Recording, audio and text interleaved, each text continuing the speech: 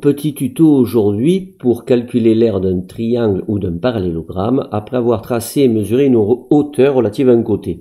Donc commençons par le triangle où nous allons tracer tout d'abord la hauteur relative au côté AB. Pour cela l'outil est droite perpendiculaire. Donc on clique sur le segment, ensuite le sommet opposé C.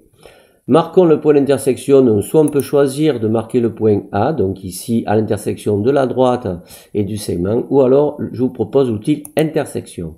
Alors on clique sur le segment,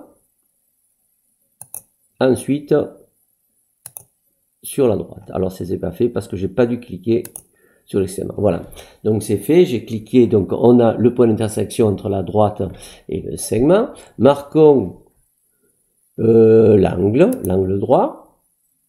B, N et C. On peut éviter, donc 90, pas la peine de le marquer, donc on n'affiche pas l'étiquette puisqu'il y a le codage. Nous allons maintenant tracer uniquement la hauteur. Donc pour cela, la droite que nous allons tracer, nous allons la mettre, mais nous n'allons pas l'afficher. OK? Voilà, il ne nous reste plus qu'à tracer le segment pour que ça soit plus joli. Donc segment, alors essayons de le mettre en rouge, regardez si ça... Tac. Bien. Nous allons mesurer le segment qui s'appelle ici N. Donc segment centimètre. D'accord. Pour calculer l'aire du triangle, donc côté AB fois CN ici, donc divisé par 2, 6 fois 3,3 pardon, divisé par 2. Je vous laisse faire le calcul. Ce qu'on pourrait faire aussi, c'est tracer le triangle.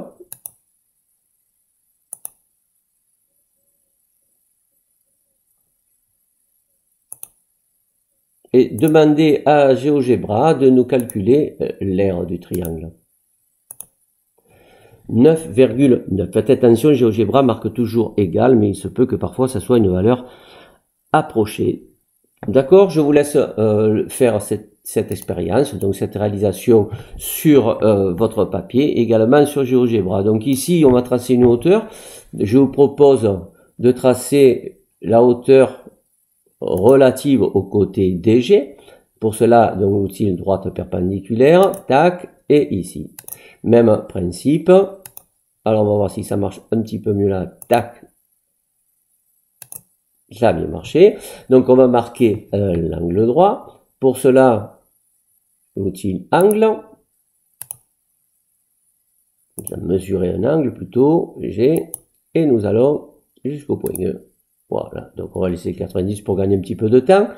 Donc ici, la droite, on n'en aura pas besoin puisqu'on va marquer que le segment qu'il nous faudra mesurer. On ne va pas afficher. Attention, ne faites pas effacer, sinon vous n'avez plus rien, ça vous l'aurez compris. Donc le segment, il va se marquer en rouge puisque tout à l'heure, les segments, on l'a marqué en rouge. Il ne reste plus qu'à mesurer. Voilà, centimètres. Alors 2,6. Le calcul pour calculer l'aire de ce parallélogramme, côté DG fois hauteur relative à ce côté, c'est-à-dire 6 fois 2,6. Même principe que tout à l'heure, donc vous pouvez tracer le parallélogramme et vérifier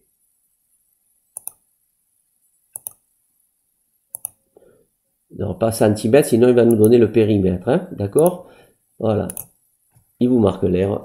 15,4. Attention, ne précise pas l'unité, mais vous avez très bien compris que c'est des centimètres carrés. Voilà, je vous dis bye bye et à très bientôt et bon courage pour cette nouvelle journée de travail et de confinement.